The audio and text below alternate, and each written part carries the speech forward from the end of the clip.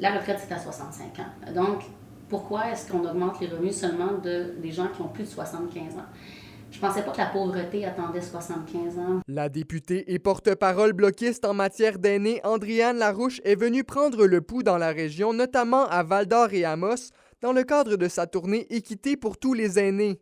Elle a abordé son projet de loi C-319 qui vise à augmenter le revenu maximum que peuvent accumuler les aînés sans perdre davantage, mais surtout à augmenter les pensions de retraite pour les aînés sans discriminer qui y a droit. Les aînés de 75 ans et plus qui, depuis l'an dernier, eux, ont eu un 10 % de plus sur leur chèque de pension de la sécurité de la vieillesse.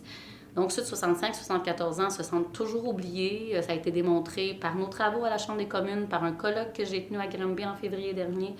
Et notre réflexion, c'est de dire qu'il faut maintenant essayer d'avoir une loi pour minimalement rétablir l'inéquité. La tournée a donc pour but de déterminer les besoins exacts des aînés. Selon Andréane Larouche, c'est la chance de peaufiner le projet de loi et d'amasser des arguments pour convaincre les autres députés de la Chambre des communes de l'adopter. Oui, je fais une tournée à travers le Québec pour pouvoir aller chercher justement le pouls des groupes d'aînés, le pouls des aînés, là, donc avoir développé l'argumentaire. Pourquoi est-ce que ce projet de loi-là est important? Pour continuer à faire pression sur le gouvernement, tout en continuant aussi à faire pression sur mes collègues des autres formations politiques pour aller chercher une majorité de députés à la Chambre qui pourraient voter pour le projet de loi C-319.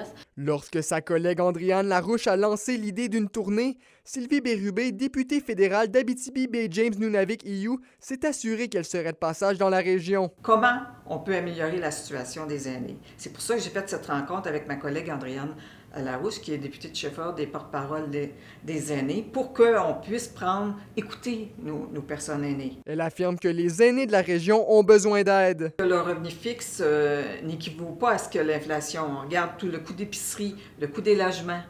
Donc, on sait qu'il y a même des personnes aînées qui ne peuvent plus payer et doivent peut-être se retrouver dans la rue. Donc, même chez nous, on vit des situations comme celle-là. Donc, qu'est-ce qu'on peut faire pour eux et pour que ces gens-là vivent une belle vie comme personnes aînées aussi? Les discussions entourant le projet de loi C-319 reprendront à la fin septembre à la Chambre des communes.